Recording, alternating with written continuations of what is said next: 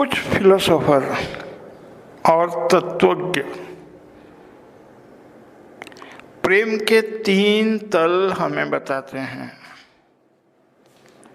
पहला प्रेम वो जो देह से देह का होता है, लेकिन ऐसा प्रेम पशुओं के अंदर भी होता है, तो ये तो कोई बात ना हुई।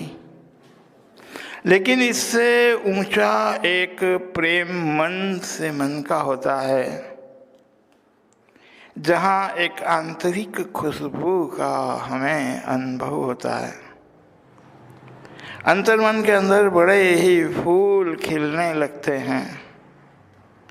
भीतर का जो खालीपन होता है वो भी थोड़ा भरने लगता है। एक दर्द भी उठता है, एक लुत्फ भी मिलता है। तो ये जो मन से मन का प्रेम होता है, उसमें आत्मा के प्रेम की एक झलक मिलती है। तीसरा जो प्रेम होता है वो आत्मा का होता है, लेकिन कुछ तत्वज्ञानियों को ये मत है कि जिसने दूसरे प्रेम का, मन के प्रेम का ही अनुभव न किया हो, वो तीसरे सोपान का अनुभव कैसे कर सकता है। हालांकि ये बातें जो आज के तत्वज्ञ बता रहे हैं फिलोसोफर, लेकिन ये नई नहीं है, क्योंकि सदियों पहले संतों ने इसी बात को अपने पदों के अंदर लिखा है। क्योंकि दिवड़ा बत्ती माहे ज्यों तेल सवाणा, वाको रूप तमे काई लियो काणा।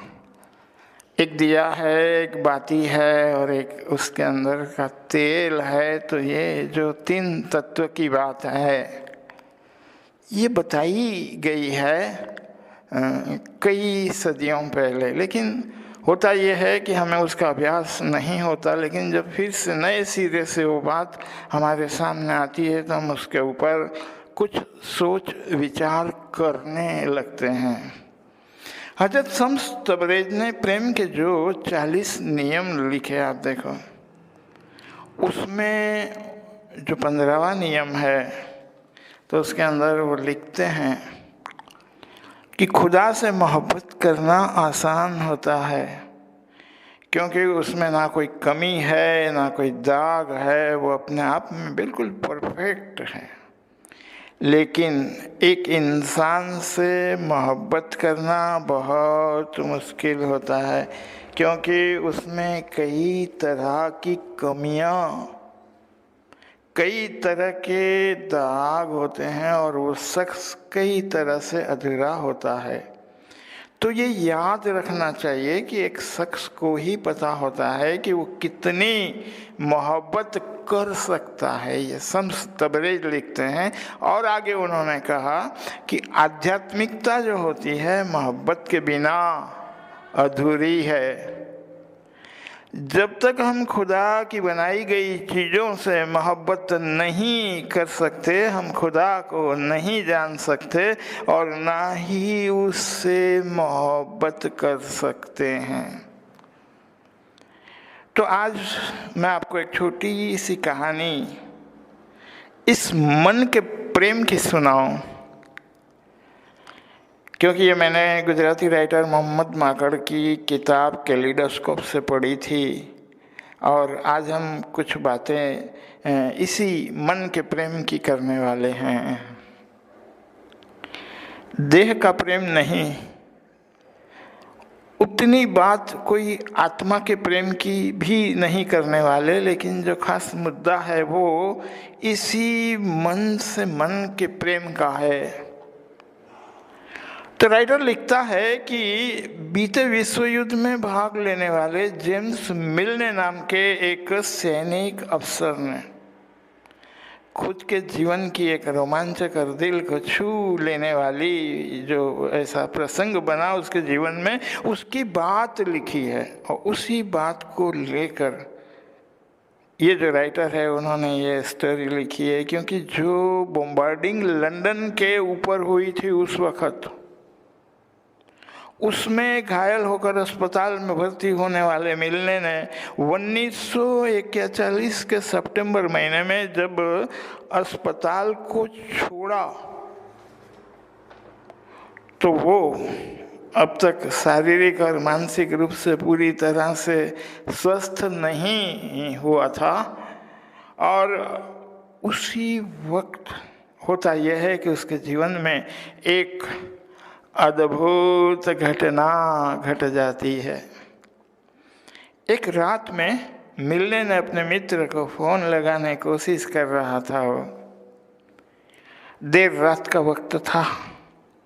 खुद के मन का भार हल्का करने और दोस्त के साथ सुख दुख की दो बातें करने की उसकी तमन्ना थी, उसकी इच्छा थी। लेकिन अचानक उस समय उसे एक नए मित्र की और हमदर्द की भेंट हो जाती है, और वो भी एक नायाब तरीके से। मिलने अपने दोस्त से फ़ोन मिला रहा था, तब अकस्मात दूसरे एक फ़ोन के साथ उसका फ़ोन जुड़ जाता है।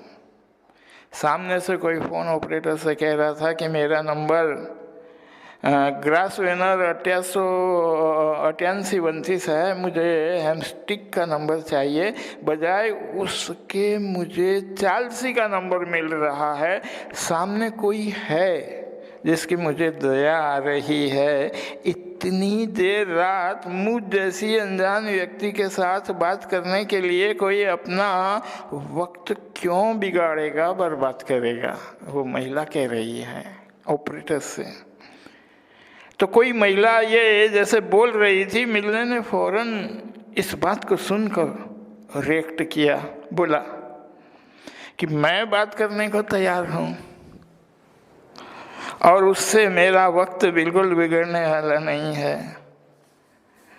अब वो जो महिला थी सामने से इसकी बात को सुन रही थी, तो बात सुनकर उसने भी मुस्कुरा दी।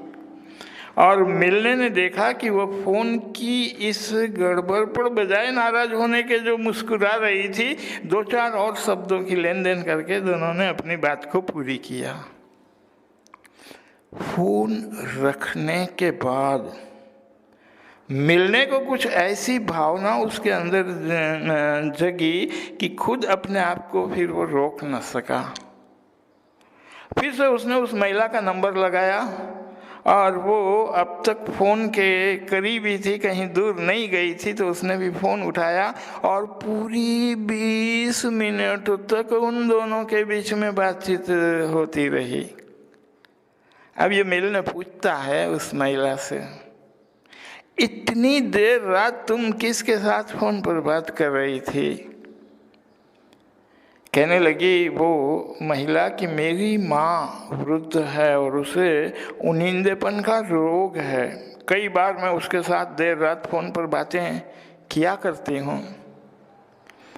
जब बात पूरी हो गई तो मिलने ने कहा कि बरसों बीत गए। क्या कहता है देखा मिलने, बरसों बीत गए वो कहता है महिला से, लेकिन ऐसी मीठी बातें मैंने किसी के साथ नहीं की।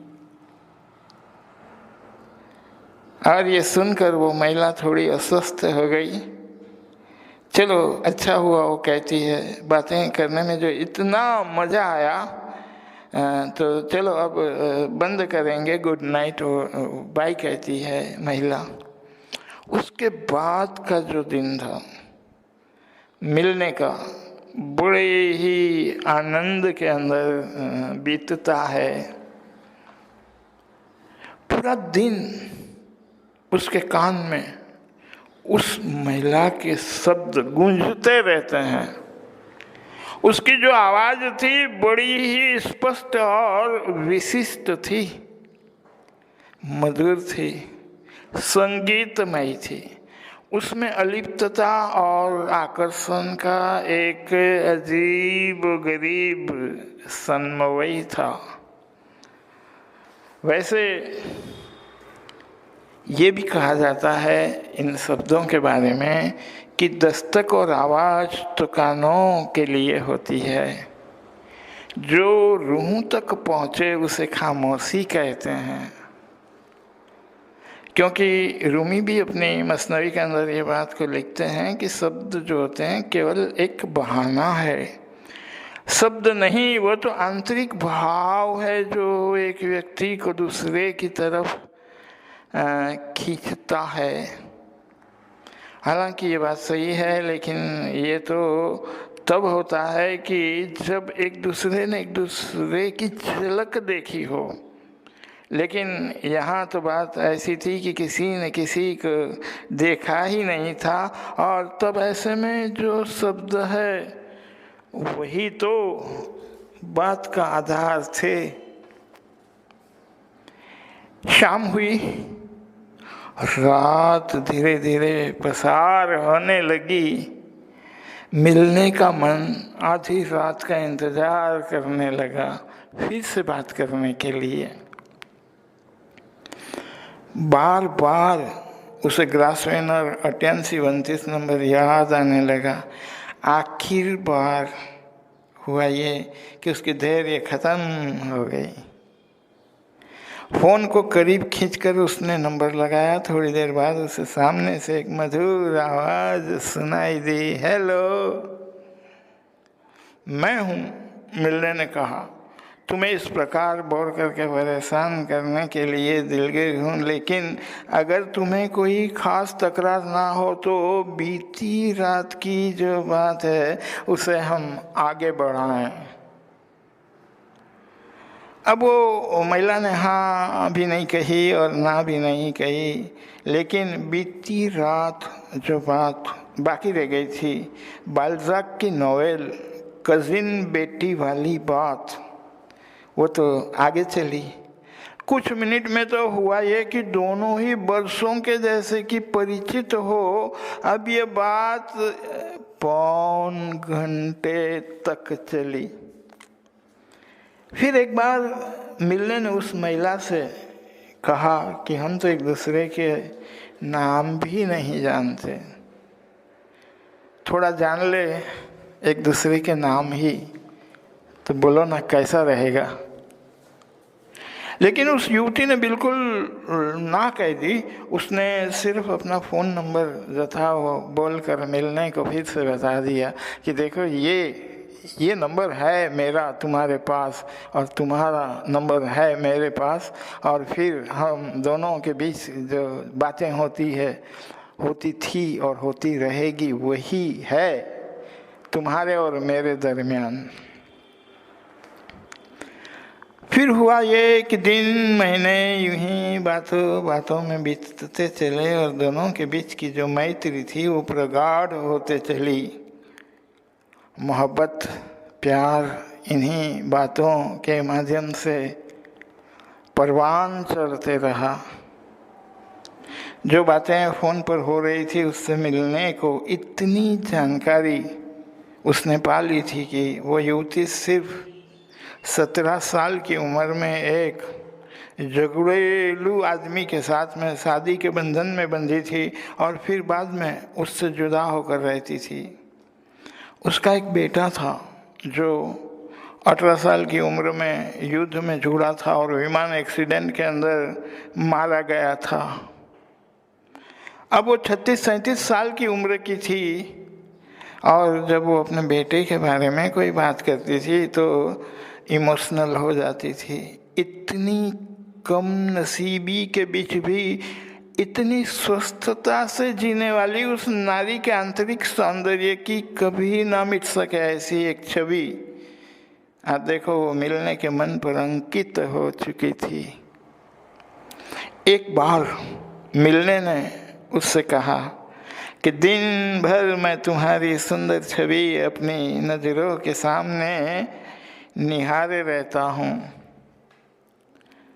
फौरन वो मिलने की बात सुनकर हंस पड़ती है और कहती है, कैसे जाना तुमने कि मैं सुंदर हूँ? कैसे जाना? बोलो ना, बताओ ना। लेकिन मिलने के बाद इस बात का कोई जवाब नहीं था। पुरुष जब कोई बात नारी से करता है तो नारी उस बात के सत्य तक फौरन पहुंचती है और अगर कोई बात उसे झूठी लगे तो फौरन वो उस बात को लेकर क्रॉस एग्जामिनेशन भी करती है और तब पुरुष पकड़ा जाता है, क्योंकि उसके पास फिर नारी की उस बात का आप देखो कोई जवाब नहीं होता। इस तरह से दो बिल्कुल अनजाने मनुष्य के बीच में आप देखो एक बड़ी ही नायाब तरीके से प्रेम भावना पनप रही थी। दोनों अलग अलग विषयों पर चर्चा करते, लड़ाई के बारे में बातें करते, पुस्तकों के बारे में चर्चा हो, और इसलिए वो दोनों एक ही किताब खरीद कर उसे पढ़ते और समय बीतते उनको फिर आखिर ये मालूम हुआ कि दोनों भी लंदन लाइब्रेरी के अंदर वो दोनों के अकाउंट थे, वो दोनों सभ्य थे। लेकिन इसी के साथ दोनों इस बात पर भी सहमत हुए कि लाइब्रेरी से दोनों में से कोई भी एक दूसरे के नाम जानने की कोशिश नहीं करेंगे। मिल्ले ने एक बार बड़ा ही आग्रह किया, तो लड़ाई पूरी हो जाने पर अपना नाम बताने को वो महिला सहमत हो गई, हाँ बताऊंगी, लेकिन अभी जो लड़ाई चल रही है उसे पूरा हो जाने दो, बाद में। हालांकि इतने से भी मिलने को बड़ा ही आनंद महसूस होता था, क्योंकि फ़ोन पर जो प्रेम व्यक्त हो रहा था वो कोई कम आह्लादजनक तो बिल्कुल नहीं था। उसका एक लुत्फ, उसका एक आनंद। दोनों जन अगर लंदन में हो तब कोई रात ऐसी नहीं होती थी कि जब उन दोनों के बीच में, उन दोनों के दरमियान बातचीत ना हुई हो। यदि कहीं बाहर जाना हुआ तो घर पर आकर पहला काम दोनों एक दूसरे को फ़ोन जोड़ने का और उस पर बात करने का करते थे, क्योंकि जब वो उनकी मोहब्बत का आलम ऐसा था कि अगर फ़ोन पर बात ना हुई तो उन दोनों को रात भर नींद नहीं आती थी। कभी कभी मिलने परेशान हो जाता था, बेचैन हो उठता, क्योंकि इस तरह कब तक जुदाई के गम में मैं जलता रहूं, और इस तरह से ये आग प्रेम की सहनी जो पड़ रही थी। बिरहा की इन पलों का अंत कब होगा और कैसे होगा? तो एक दिन मिलने ने उत्तेजित होकर कहा कि अभी बिल्कुल इसी वक्त टैक्सी करवा के तुम्हारे पास आता हूँ। ये जुदाई का जो गम है अब मुझसे सहा नहीं जाता। तब वो महिला उसे कहती है कि नहीं, क्योंकि वो बाहर देकर मिलने से कहती है कि ऐसा बिल्कुल मत करना। मुझे डर लगता है कि अगर हम मिले और मिलने के बाद शायद हमें ऐसा लगे कि एक दूसरे की शक्ल सूरत हमें अगर पसंद ना आए तो होगा ये कि मैं जी ही नहीं सकूंगी। तो वो महिला मिलने की जो बात थी, मिलने की उसे वो मुकर जाती है। हालांकि होता यह है कि पुरुष और नारी, महिला, इनके बीच जब प्रेम परवान चढ़ता है और पुरुष जो होता है तो उसके अंदर उतना धैर्य जैसा कि नारी के अंदर होता है नहीं होता। वो मिलना चाहता है, उसके नज़दीक जाकर अपने अंदर जो आग जल रही होती है उसे बुझाना चाहता है। लेकिन नारी इस मामले में बड़ी ही धैर्यवान होती है, पुरुष से आगे होती है, वो रुक सकती है। लेकिन यहाँ तो दोनों के बीच में एक ऐसा प्रेम था, दोनों को इस प्रेम अगन में जला रहा था, फिर भी वो जो महिला है वो ना कहती है। तो उसके पीछे का कारण ये था कि प्रेम के अंदर एक दर्द था, लेकिन एक लुत्फ भी था, और उस लुत्फ को वो नारी बड़े ही गहरे से महसूस कर रही थी और उसका मजा ले रही थी, उसका आनंद उठा रही थी। क्योंकि वो इसलिए कि प्रेम पवित्र होता है, और जो पवित्रता होती है वो पवित्रता में रब का ही रूप होता है। तो उसकी एक झलक वो पा रही थी इस प्रेम के अंदर, और उसी झलक को वो अपने अंदर और निखारना चाहती थी, उसके अंदर वो ज़्यादा से ज़्यादा डूबना चाहती थी। तो कभी ऐसा भी होए कि लंदन के ऊपर अगर बॉम्बार्डिंग होए और उसकी खबर मिलने को लगे तो वो फौरन फ़ोन जोड़े इस महिला के साथ, तो वो तुरंत हंस के जवाब देती थी कि यहाँ तो कुछ नहीं हुआ। लेकिन चेल्सी के ऊपर बॉम्बार्डिंग होने की खबर मिले कि फौरन वो महिला भी इस मिलने को फ़ोन जोड़े और उसके हालचाल पूछे, और जब सुख शांति के समाचार मिले तो उसके भी दिल को तसल्ली हुए। अब देखो, पूरे 12 महीना ये प्रेम संबंध इसी तरह से चलते रहा, और कोई मनुष्य बाई चांस जिसे महसूस कर सके ऐसी आवेग और तमाम प्रकार की अशुद्धियों से मुक्त ऐसी विशुद्ध प्रेम भावना का मिलने ने अपने दिल के अंदर उन दिनों बड़ी ही गहराई से वो अनुभव करते रहा। और एक दिन अचानक से किस्मत पलट गई। छोटे से गांव में जो गया था मिलने, तो देर रात घर वापस आकर उसने फ़ोन लगाया, लेकिन सामने से किसी ने उठाया नहीं। शायद बिगड़ गया होगा, मिलने बेचैन हो उठा। दूसरा दिन तो उसका बड़ा ही मुश्किल से कटता है। रात के अलावा फ़ोन जोड़ने की उस टाइम पे लड़ाई के समय में छूट नहीं थी। जैसे ही रात हुई मिलने ने फिर से फ़ोन जोड़ा, लेकिन वही विचित्र आवाज़। फ़ोन बिल्कुल बिगड़ गया था शायद, या कि फिर उसे ऐसा लगा कि ये कट गया है। मिलने ने फ़ोन इंक्वायरी में पूछताछ की। ग्रासवेनर 8829 नंबर का नाम और एड्रेस जानने की उसने फिर कोशिश की, लेकिन टेलीफोन वाले ये कहने को तैयार नहीं थे।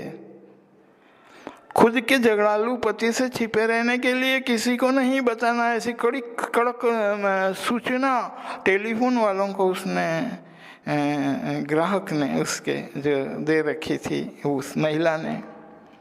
मिलने हताश हो गया। बार बार वो इंक्वायरी को पूछते ही रहा, जिसका नाम देने के लिए भी वो अशक्त था, क्योंकि बताया नहीं था उस महिला ने इस मिलने को अपना नाम। तो ऐसी व्यक्ति का एड्रेस जानने की विनती से टेलीफोन वालों ने भी बड़ा ही आश्चर्य होता था। आखिर में एक महिला ऑपरेटर ने उसकी भावनाशील विनती को सुनकर उसका जो मन था जो पिघल गया, तो उसने कहा कि हमारा कानून तो मना करता है, फिर भी आपको उस ग्राहक का नाम पता बताने में तैयार हूँ, क्योंकि ऐसा करने में अब कोई तकलीफ नहीं है।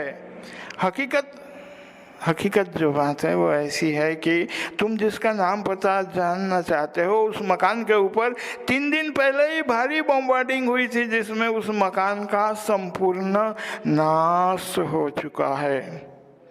अब नाम पता बताने में कोई कानूनी भंग नहीं होता, तो सुनो। और तब ये मिलने कहता है कि मत देना, अब तो मुझे वो नाम मत देना। वो थैंक्स कहता है। फ़ोन उसके हाथ से गिर जाता है और टेबल के सहारे वो ज़मीन के ऊपर बैठ जाता है। एक बम आप देखो ना उस अनामिका पर गिरा और वो दुनिया छोड़कर चली गई, लेकिन उससे भी बड़ा बम इस जेम्स मिलने के ऊपर ये गिर गया है। क्योंकि इस जीवन में सबसे बड़ा सुख प्रेम का होता है, तो सबसे बड़ा दुख भी प्रेम के बिछड़ जाने का, उसकी जुदाई का होता है। कहानी तो यहीं तक जाती है, लेकिन हमारी सोच यहीं से शुरू होगी, हम जो सोचना चाहते हैं। क्योंकि अब ये प्रेमी जेम्स मिलने क्या करेगा, कौन सा आगे का रास्ता लेगा? क्या शराब के नशे में खुद की ज़िंदगी को डुबो देगा, या फिर जीने के लिए वो कोई और नारी का सहारा लेगा, या फिर दान पुण्य के कोई काम करके मरने वाली के रूह को पुण्याई पहुंचाने की वो सोचेगा और खुद भी शांत होने की कोशिश करेगा? वो क्या करेगा? या फिर वो जीवन मृत्यु के रहस्य को खोजने लगेगा? वो सोचने लगेगा कि क्या मृत्यु बड़ी होती है या प्रेम बड़ा होता है? क्योंकि सुना तो यही गया है कि मृत्यु से भी प्रेम तो बड़ा ही होता है। मृत्यु की कोई ताकत नहीं कि एक प्रेमी से उसका प्रेम ही छीन ले। क्योंकि संत तबरेज ने जो प्रेम के 40 नियम लिखे, उसमें चौथे नियम के अंदर वो एक बहुत बड़ी और ख़ास बात ये लिखते हैं कि समझदारी और मोहब्बत अलग अलग चीज़ों से बनते हैं। अक्ल लोगों को गांठ से बांधती है और उसमें किसी चीज़ का कोई खतरा नहीं होता, पर मोहब्बत में बहुत सी उलझनें होती है और उसमें हर तरह का खतरा होता है। आखिर में हर चीज़ सोच समझ कर की जाती है, और जहाँ बहुत सारी खुशियाँ होती है वहाँ बहुत सोच समझ कर चलना होता है। जबकि मोहब्बत में कुछ सोचा नहीं जाता, जबकि मोहब्बत में कुछ सोचा नहीं जाता और बस मोहब्बत हो जाती है। अक्ल से किया हुआ काम जल्दी से टूटता नहीं, जबकि मोहब्बत आसानी से टूटकर बिखर जाती है। लेकिन जहाँ मोहब्बत टूटकर भी कायम रहती है, वहाँ अक्सर खजाने पाए जाते हैं। अक्सर टूटे हुए दिल में ही संत तबरेज लिखते हैं कि खजाने पाए जाते हैं। तो जो सच्चा प्रेमी होता है वो उस प्रेम का कोई सब्स्टिट्यूट तैयार नहीं करता, लेकिन उसी के पीछे लगा ही रहता है, उसे निभाते ही चले जाता है और तब वो उस खजाने तक पहुंच जाता है। क्योंकि छोड़ने वाले छोड़ जाते हैं, यार कैसा भी हो, छोड़ने वाले छोड़ जाते हैं, यार कैसा भी हो, निभाने वाले निभा जाते हैं, हालात कैसे भी हो। वो मर भी गया है लेकिन उसे भूलेगा नहीं, उसके पीछे लगेगा, उसकी याद करेगा, उसकी खोज करेगा। तो वो जो मोहब्बत है वो टूटकर भी सच्चा जो प्रेम होता है वो टूटकर भी नहीं टूटता। तो वो जीवन और मृत्यु के रहस्य को वो प्रेम खोज निकालता है। क्योंकि एक तो वो प्रेम जो कि पवित्र होता है, ये पवित्रता रब का ही एक रूप होती है।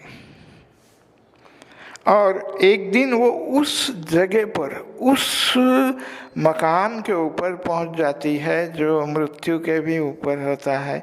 क्योंकि रूमी अपनी मसनवी के अंदर एक बहुत बड़ी और अद्भुत बात लिखते हैं। कि ऐसा नहीं होता कि दो प्रेमी कहीं अंतिम रूप से मिलते हैं। रूमी लिखते हैं ऐसा नहीं होता कि कहीं दो प्रेमी अंतिम रूप से कहीं मिलते हैं, वे तो एक दूसरे के दिलों के अंदर रहते हैं। लेकिन ये होता तब है जब सारा मांस और खून आंसुओं में बहे चले जाता है और बचती सिर्फ रूह है। क्योंकि प्रीत अगर पूरी है तो पीयूष से मिलने को मौत भी कुछ नहीं बिगाड़ सकती। जॉन एलिया की लिखी एक गज़ल मैं आपको सुनाऊं और फिर अपनी बात को मैं पूरा करूं, क्योंकि वे लिखते हैं, जिंदगी क्या है एक कहानी है। जिंदगी क्या है एक कहानी है, ये कहानी नहीं सुनानी है। क्या सुनाएं इस प्रेम की बात को, क्योंकि सुनाने पर भी इसे कौन समझेगा। क्योंकि ये तो वो दर्द है, वो पीड़ा है, वो जिसे हुआ वही उसे जानता है। तो लिखते हैं कि जिंदगी क्या है एक कहानी है, ये कहानी नहीं सुनानी है खुदा भी अजीब, यानी जो न ज़मीनी न आसमानी है। खुदा सिर्फ आसमान में है क्या? नहीं, वो तो ज़मीन पर भी है। और सिर्फ ज़मीन पर भी है क्या? नहीं, वो तो आसमानों में भी है। न ज़मीनी है न आसमानी है। बड़ी प्यारी बात लिखते हैं जॉन एलिया। है मेरे शौक़ वस्ल को ये गिला, वो जो उससे मिलना है मुझे, शौक़ वस्ल उसमें एक हो जाना है उसके साथ, लेकिन उसे ये शिकायत है उस शौक़ को मिलने के। है मेरे शौक़ वस्ल को ये गिला, उसका पहलू सराय फ़ानी है। लेकिन ये मिलना तो तब होगा कि जब हमारा मिटना हो जाएगा, क्योंकि वो और मैं दो तो है नहीं, एक ही है। तो अपने अंदर उसे प्रकट करने के लिए खुद का मिट जाना ये ज़रूरी है। ऐ मेरे शौक़ वस्ल को ये गिला, उसका पहलू सराय फ़ानी है। अपनी तामीर जानो दिल के लिए अपनी बुनियाद हमको ढानी है। उस तुमको पाना है तो मैं को मिटाना पड़ेगा। ये है लम्हों का एक शहर, ये अज़ल या की हर बात नागहानी है। ये एक क्षण भंगुर, ये नासवंत, ये जहान जिसके अंदर कोई भी बात ये नागहानी है।